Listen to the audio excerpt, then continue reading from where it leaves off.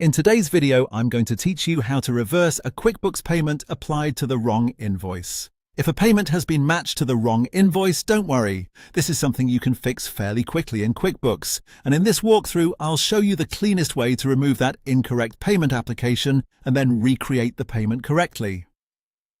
To begin, go to the left-hand menu and click Sales. From there, select Invoices.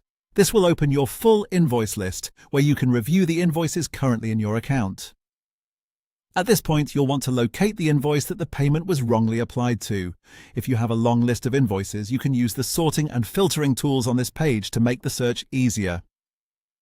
Taking a moment here to find the exact invoice is important because you want to make sure you're removing the payment from the correct transaction. Once you find the invoice, select it. When you do that, a panel will appear on the right-hand side of the screen. This side pane gives you a quick summary of the invoice and any related activity connected to it.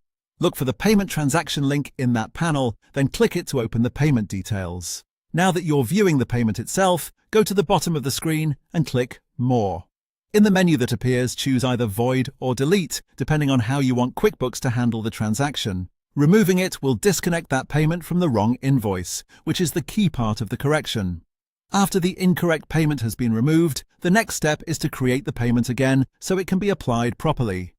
To do that, click the plus icon at the top left of QuickBooks, then select Receive Payment. This will open a new payment entry screen where you can enter the payment details again and apply it to the correct invoice. As you re-enter the payment, it's a good idea to double-check the customer, payment amount, and selected invoice before saving. That extra review can help prevent the same issue from happening again, and that's all it takes. By removing the payment from the wrong invoice and recreating it through Receive Payment, you can correct the record and keep your books accurate. Thanks for watching, and I'll see you in the next video.